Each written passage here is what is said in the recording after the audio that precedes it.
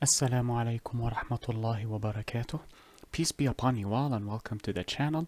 In this video tutorial or in this particular video, we will be discussing the rules pertaining to the noon with a sukoon alongside Tanwene or the double diacritics.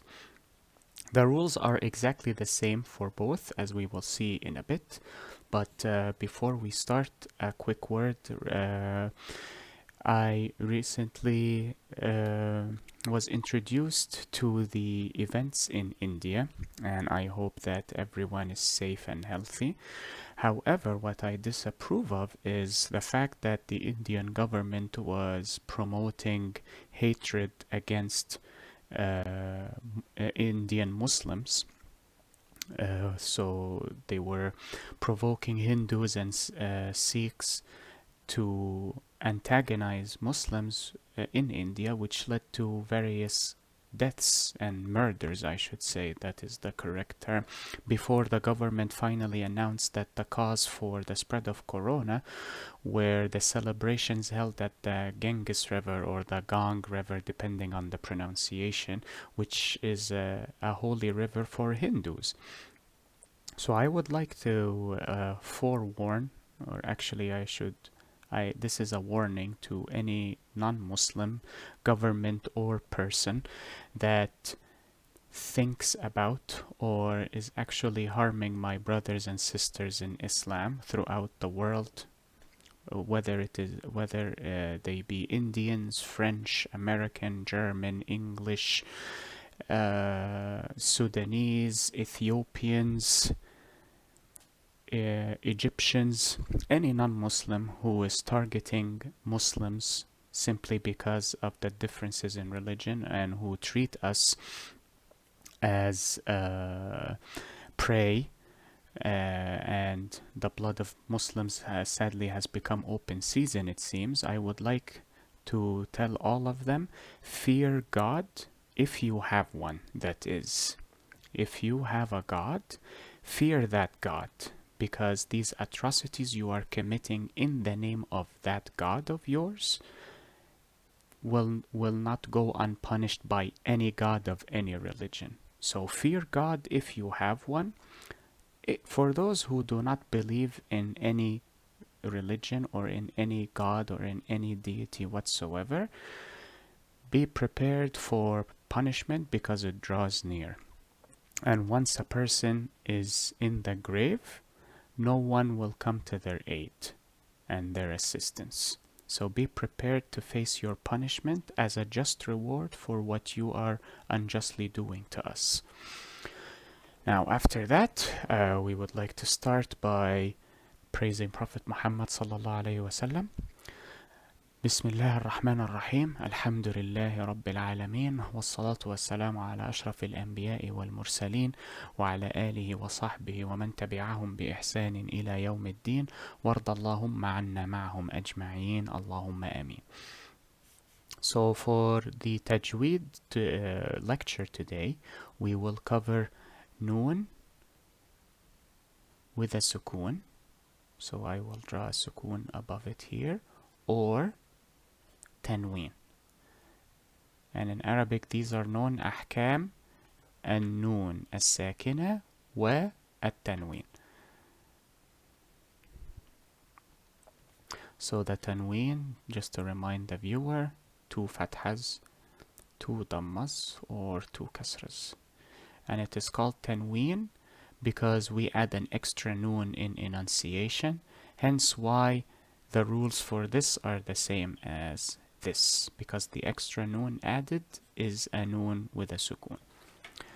Now there are 4 ahkam or 4 rules pertaining to these 2 circumstances. And so this is 1, 2, 3, and 4. We have Eth-haar, and I apologize for the writing. It is really difficult to write with this graphics tablet. Okay, let's see. There we go. Eth-haar. Then we have id. Oh, we go Edghaam.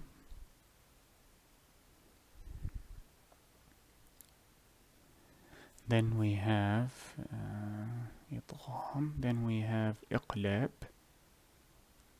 Eqlaab.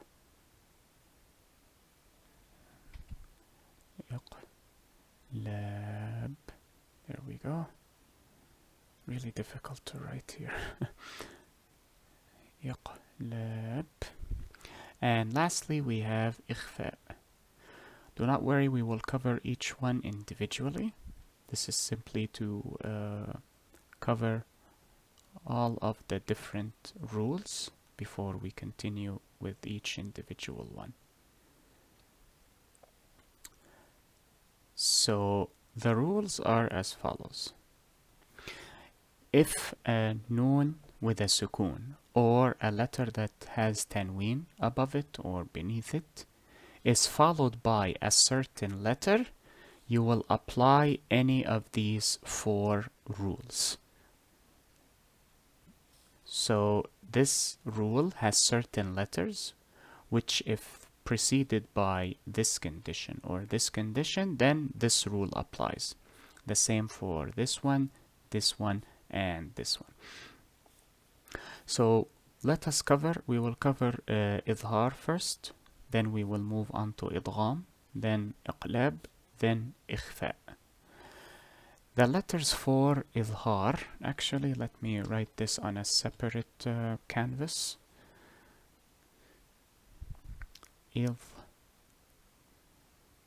Oh, actually, let me see if I can. Oh, yeah. I'll write the names for these in English.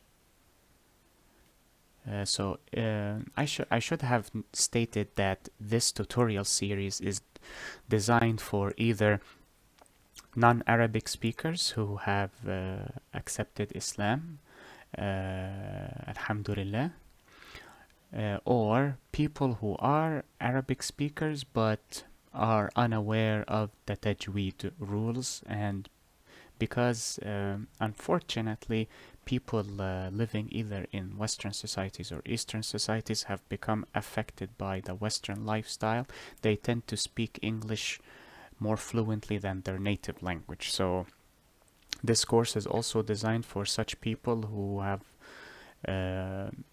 have lost their heritage and their language, in hopes to introduce them to Qur'an in a more understandable language. So the word Eth-haar means showing or revealing or manifesting, to make something apparent or conspicuous. That is what Eth-haar means. Edghaam means merging, or it could also be combining depending on one's perspective, but merging or combining are proper translations for Edghaam. The word Eqlaab means you can say inversion, or it could also mean let us see what else could transformation too would work, or changing, that could also work. So actually let me write changing better, because I feel it fits the circumstances here. Changing.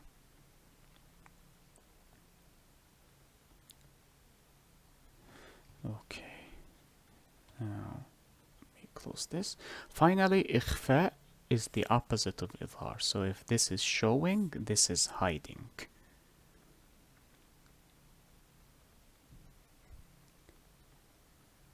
So these are the literal translations for each rule, and we will see how they apply in a moment. Oh man, this is really ugly. Okay, there we go. Now let us start with the showing first. So let us start with Eth-haar.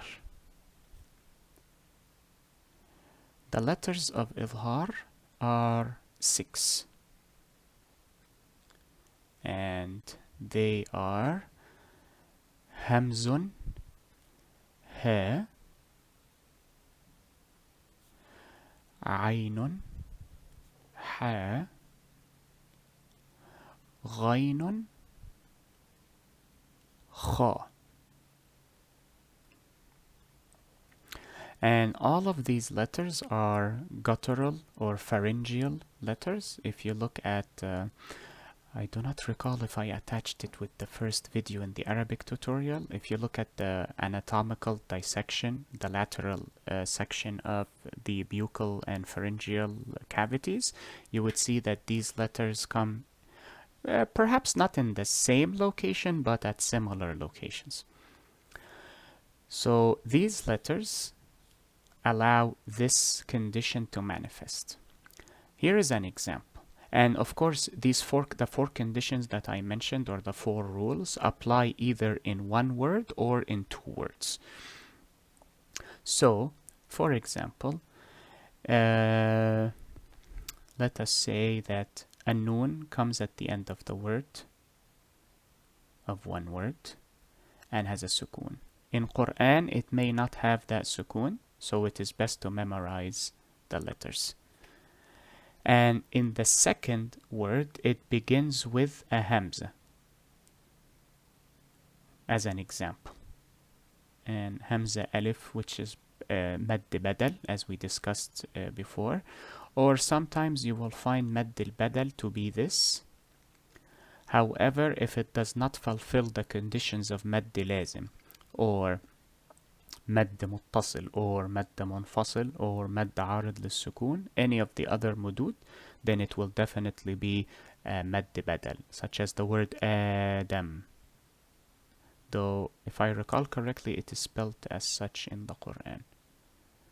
Both are considered مد بدل. So in this scenario, let us say the word is min. Min. Eth-haar, showing what? Showing this in enunciation. So I will actually enunciate the noon. I will say min, or actually let us use a proper example from the Quran. Man aman. Man aman. Here I will say man, I will actually enunciate the letter, then segue or move on to the second word, which means that Eth-haar, it means that I will manifest the noon in enunciation, or I will reveal the noon in enunciation, or I will show the noon in enunciation. Does that mean in the other rules the noon is affected? Yes, it is affected. So in Ekhfaa, for example, hiding, I will not enunciate the noon. In Edghaam, I will fuse it or merge it or combine it with the letter after it. In Eqlaab, I will transform it or change it into another letter, and so on and so forth. But these will come later on in other examples. So in Eth-haar, you will actually enunciate the noon. So the listener must hear you enunciate the noon. Man, aman.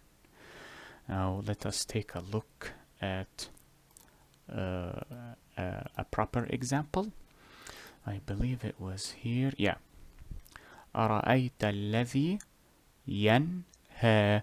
The noon here has a sukoon, and a letter comes after it is ha. Ha is one of the letters of Eth-haar, so you will say yan, ha, yan, ha, yan, ha. There is also a trick to help you memorize the letters of Eth-haar, and it also allows you to identify the locations of Eth-haar.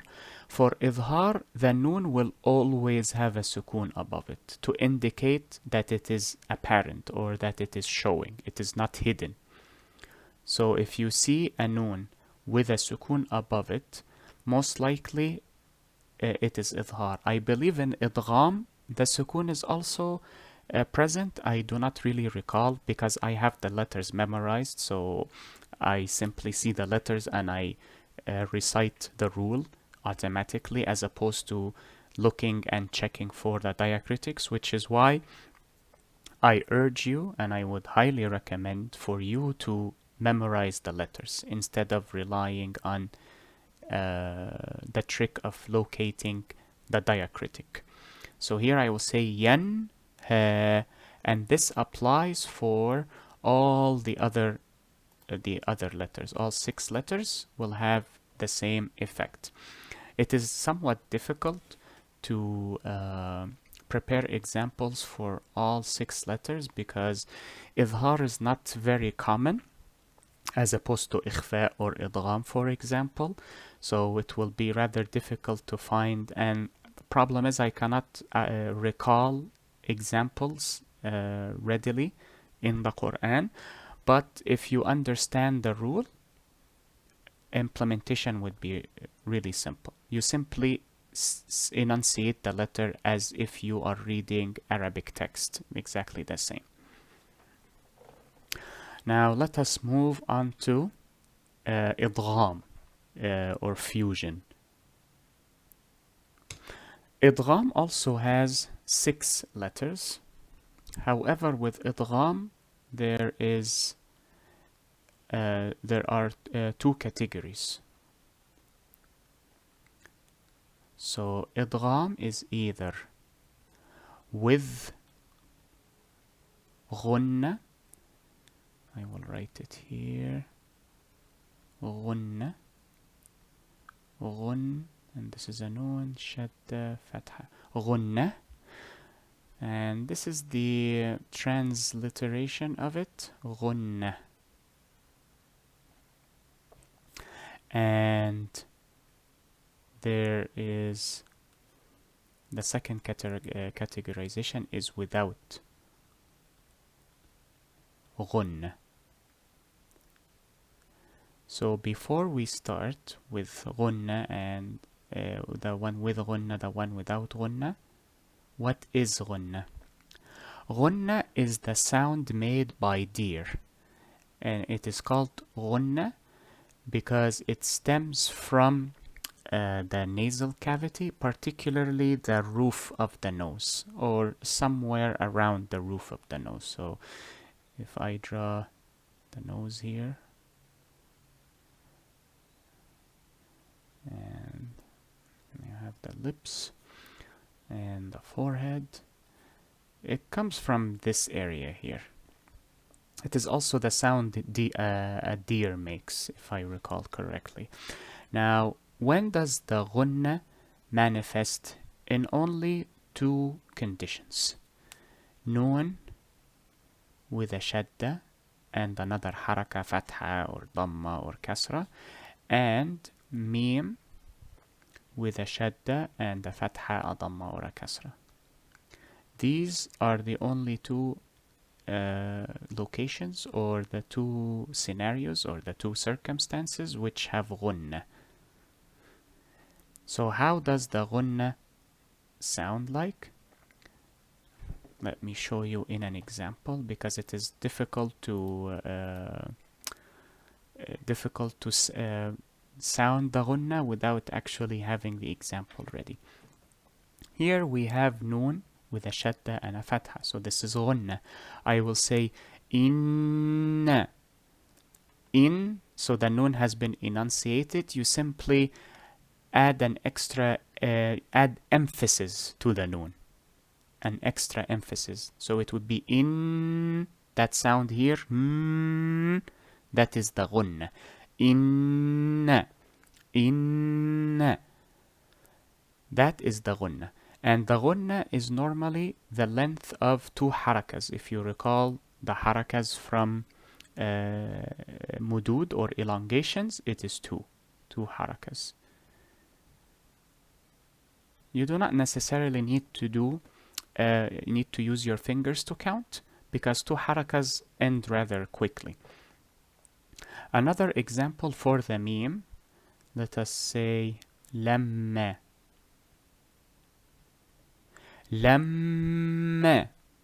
Lamma. That extra emphasis. Lam. That that is the ghunna. Lamma.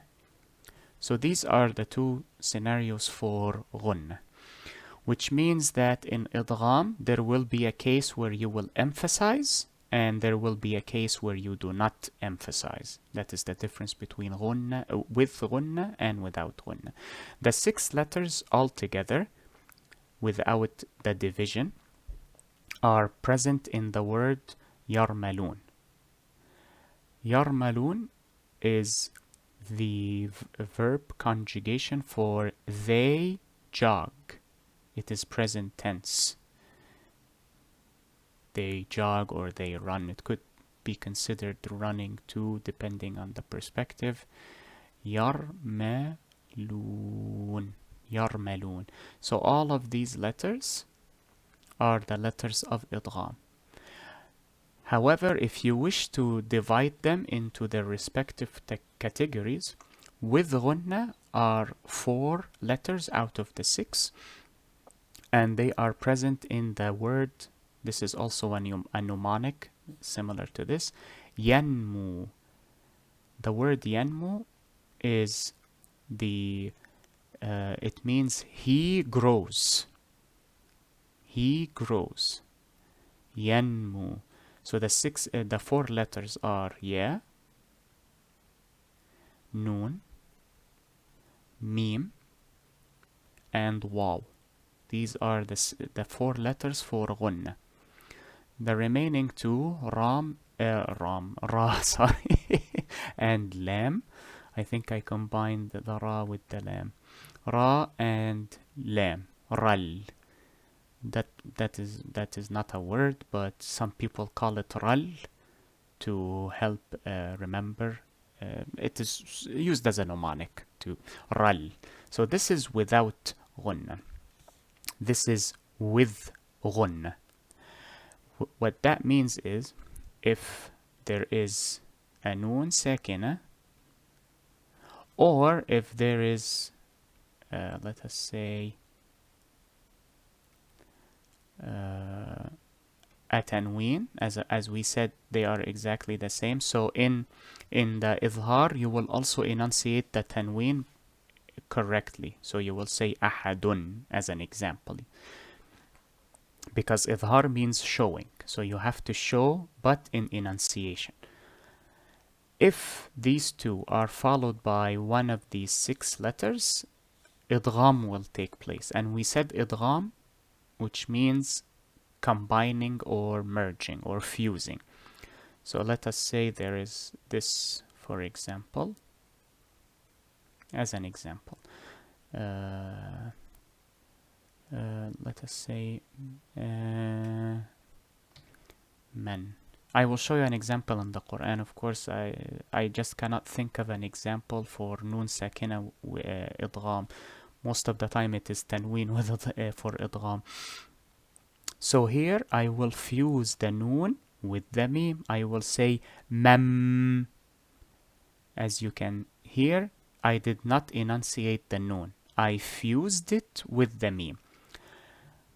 To keep it simple, just pretend the Noon is non-existent and put the Mim right after here, instead of the Noon. So it is as if you are saying this,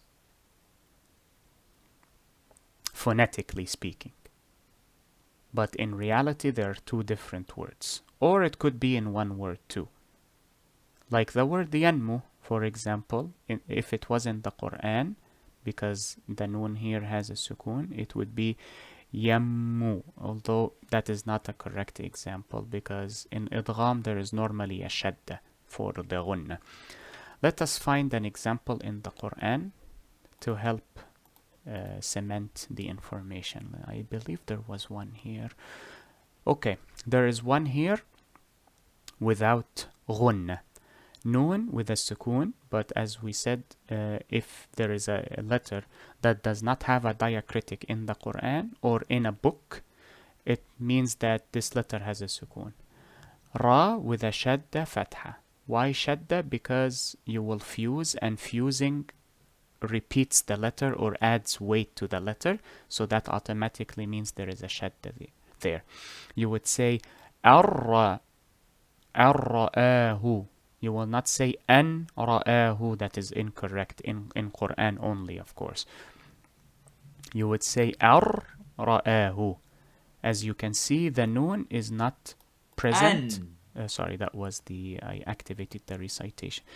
You remove the noon completely in enunciation, of course, and place the ra as if the noon is removed and the entire second word is attached to the alif here. Arra, no gunna. So you do not say arra. You do not say arra. No, that is incorrect. Arra.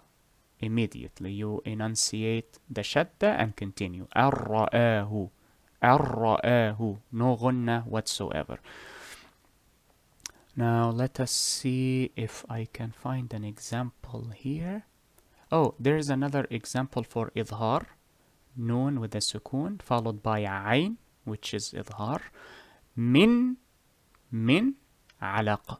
Min alaq. Okay, let us see if I can find another one here.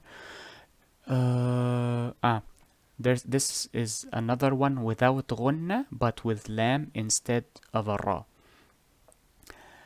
La'in, this has a sukoon, then lam.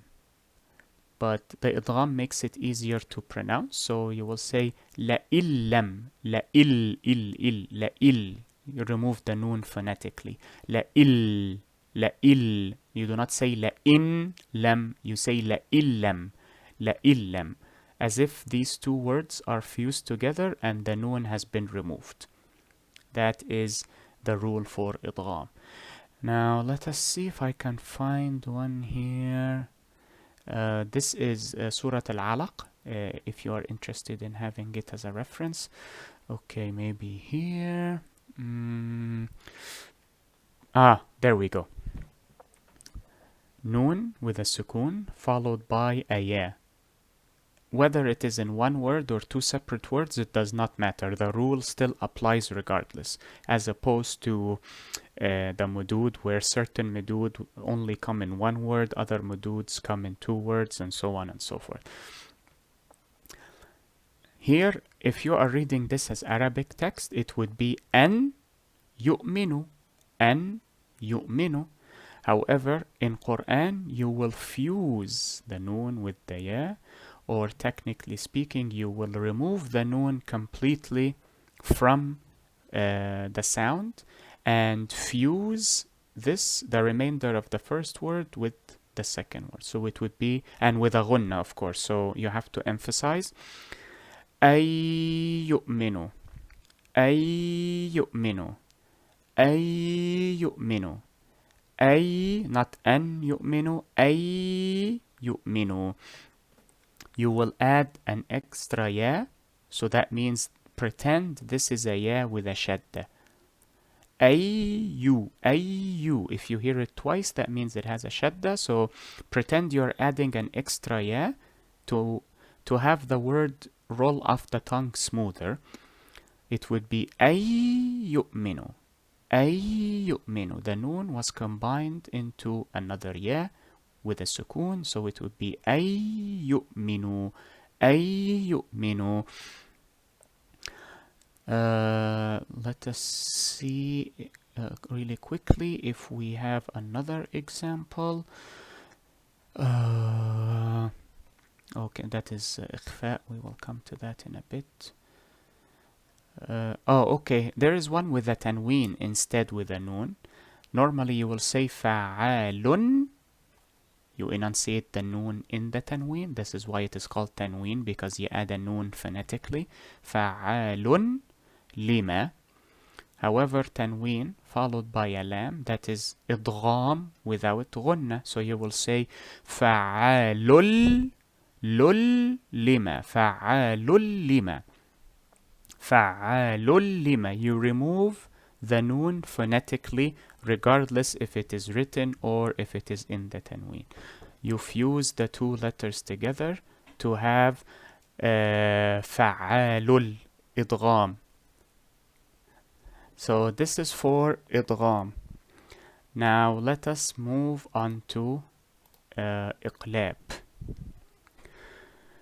Let's see. Oh, sorry, I pressed the wrong button. Okay, now for Eqlaab, Eqlaab is rather easy in terms of the number of letters that enforce the rule. Eqlaab. And there is only one letter, ba. That is the only letter for Eqlaab. If you wish to memorize it easily, remember the end of the word. Eqlaab ends with a ba, and that is also the letter that triggers this rule, Eqlaab. So that means if, and this is an actual example in the Quran, the word min ba'd. Just in case I cannot find it because it is abundant in the Quran, min ba'd. Here you will change, as the name implies, change the noon to what? To a meme. Phonetically, of course. In terms of spelling, you leave it intact. That is why in the Quran, for any instance regarding Eqlaab, you will always see the annotation meme. Except for Tanwene, of course. For the Tanwene, you will not see the annotation. Which is why I also recommend memorizing the letter instead of relying on annotations. So how would I pronounce this? You switch the noon to a meme in a subtle manner. So instead of saying mim ba'd, this sounds like Edghaam. So we have to differentiate Eqlaab from Edghaam. You do not fuse it with a meme. You say mim ba'd. So you start off, so your lips have to part ways from one another. The breadth of a thin A4 paper, if you place a thin A4 paper between your lips, then you create a small space between the upper lip and the paper and the lower lip and the paper. That is the sound I am currently making. Meow, meow, meow. So it has two parts. The Ekhfaa part, which we will come to in a moment, that is the first one. You will say meow. You are hiding the noon. Hiding it. So because there is a letter here, and you're trying to hide it, so it is as if you have an unidentified object after the letter. So we cannot identify the letter, then we cannot enunciate it. So you're hiding it by saying meh, meh. Draw your lips closer to one another, but do not close your lips. Leave a small space between your lips for that strange sound to occur. Meow. The second part of Eqlaab is Edghaam. So after you hide the noon, then you transform it to a meme. So it will be mim ba'd, mim ba'd, mim ba'd, mim ba'd, mim ba'd, mim ba'd, mim ba'd. So hide it, change it, then continue. Mim ba'd, mim ba'd. Now let us take a look at an example. I believe it was in Al-Alaq. I remember seeing the meme notation. Let us see. Oh, there we go. This is a tanween bil fath, or tanween with a fatha. The second fatha is replaced with the annotation that I spoke of, the meme annotation, as you can see here. And then after tanween al-fath, you have a ba, which indicates Eqlaab. So this is how you normally will read these two words. لَنَسْفَعًا بِالنَّاصِيَةِ. لَنَسْفَعًا tanween بالناصية. However, in this example, or rather when you are reading Quran, you will say لنسفعان بالناصية. First you hide the tanween or hide the noon in tanween, لنسفعان, then turn it into a meme, بالناصية, لنسفعان بالناصية. This includes the غنة, and since we said that غنة takes 2 seconds or 2 harakas, the first haraka will be for the Ekhfaa, the second haraka will be for the transformation or Edghaam. لنسفعان بالناصية. So fully you will say لنسفعان بالناصية. Try to practice it so that it becomes a smooth transition or a subtle transition. Do not try to as you are practicing, you can make the distinction between Ekhfaa and Edghaam, of course, just to help you practice. But as you are practicing, try to program yourself to have the subtle transition. لنسفعان بالناصية. So that is for Eqlaab.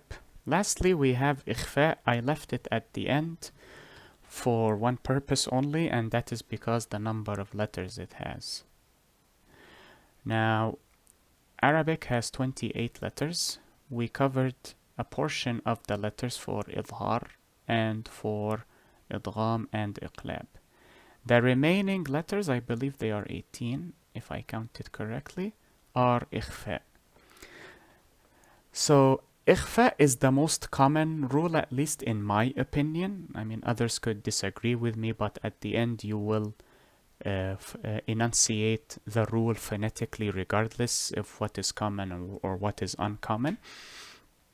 But I tend to, this is a mere observation from my humble opinion or perspective, I should say, that Ekhfaa is the most common rule in all of the 4 rules. There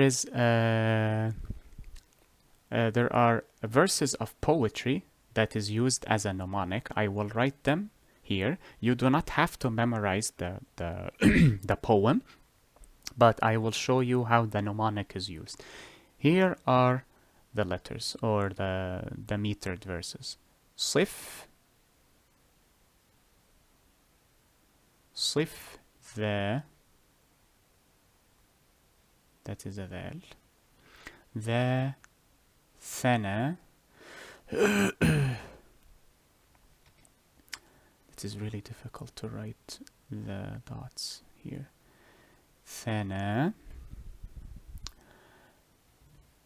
This is a separator, just to indicate the separation between the first half of the verse and the second half of the verse, because that is how Arabic poetry is written. كم جاد شخص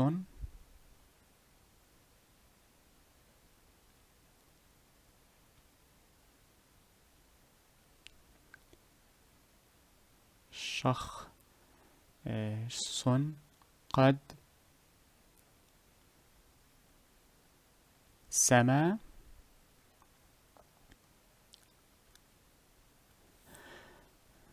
دم طيبا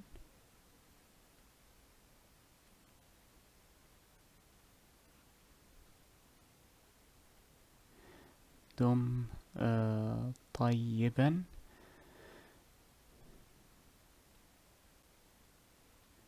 زد في تقى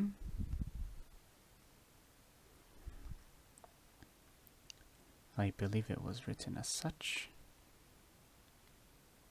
or I believe it was actually with a alif maqsura or the pseudo alif.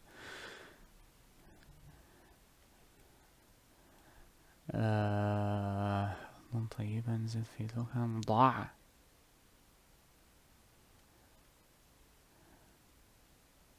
ظالما. So where are the letters for Ekhfaa? I will highlight them in red. Take the first letter from every word, and those would be the letters for Ekhfaa. So Sad is a letter, Val is a letter, Tha is a letter, Kaf is a letter, Jim is a letter, Sheen is a letter, Qaf is a letter, Sin is a letter, Dal is a letter, Ta is a letter, Zay is a letter, Fa is a letter. This should be a Ta, sorry, not a Ta. Tuqan. Let me switch colors.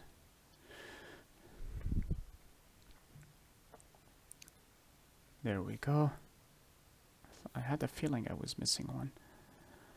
Tuqan, Bod is a letter, and finally Dha is a letter.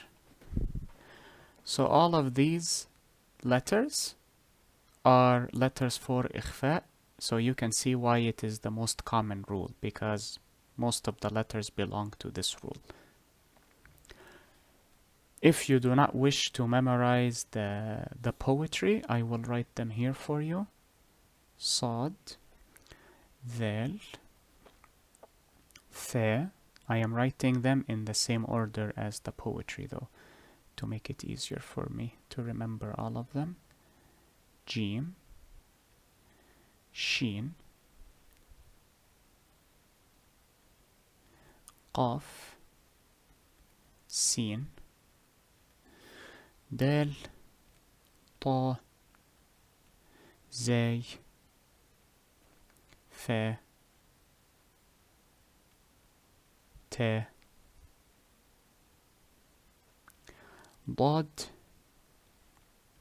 and finally Dha. These are all the letters for Ekhfaa. Now, as the name suggests, for Ekhfaa, you will hide the Nune, exactly as you did for the first half of Eqlaab, the sound. That sound, that is called Ekhfaa, because you must hide the Nune phonetically, of course, not in terms of writing. So, the word insan in the Qur'an. Every single word for insan in the Qur'an has Ekhfaa, though it is spelled differently in the Qur'an because of a different calligraphical style was used in the Qur'an. Insan would always be Nune Sakinah followed by a Sin with a Fatha. So here, how would I pronounce this? I would normally the correct manner, if you are reading a normal Arabic textbook, it would be insan.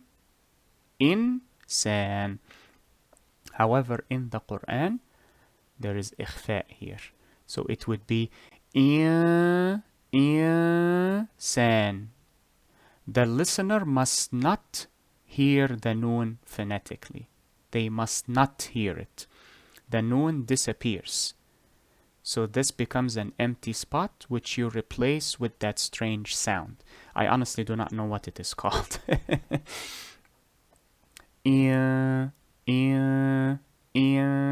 San. Do not say in san. Do not say is san. That is Edghaam. Empty spot here. San. And remember, if you wish to practice, you can place a thin A4 paper between your lips. Just make sure you have, so let us say this is the spot here, and this is the spot here. This space here should not be more than a few millimeters, not centimeters. San. The lips are almost touching, but they do not touch. Now let us take an actual example. I believe Surah Al-Alaq has all the examples, or maybe here too. There. This is how insan is written in the Quran. Insan means man or human. Singular, of course. The plural is nas. Nas, mankind. Sorry, I need Surah Al-Buruj, was it? Surah Al-Tariq? Surah Al-Balad, yes, Al-Balad. Nune Sakinah with a sin after it. This is Ekhfaa, so it would be al-insan, al-insan, al-insan, al-insan, al-insan. This also applies to Tanwene as well. So if this Tanwene had a sin after it, it would be Ekhfaa. Here is another example. وَأَنْتَ should be how you read it in an Arabic book. However, here it is وَأَنْتَ, وَأَنْتَ, وَأَنْتَ. Edghaam with a gunna, Eqlaab and Ekhfaa, all three take 2 harakas for gunna, 2 harakas. Eth-haar does not require any gunnas, and idgham without gunna does not require gunna as well.